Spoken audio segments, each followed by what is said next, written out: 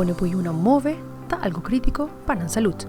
Benefits of being active go far beyond the way that your body looks, but the way that your body feels. Catherine Sherry, di programa Children's Healthcare of Atlanta Strong for Life, a comentar que o primeiro step para a boyuna ta activo ta pa ayuda lang wak e beneficio na ti movecion. Movecion ta ayuda po dormir bom.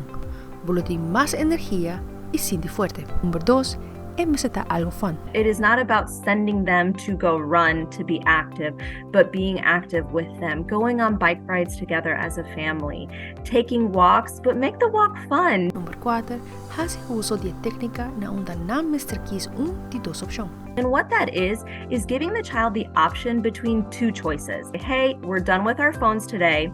Do you want to go shoot some hoops with me or ride your bike with me? Y número 5, mostremos na como ta activo durante abo mes ta activo. Muchanan tawag na mayor como na role model.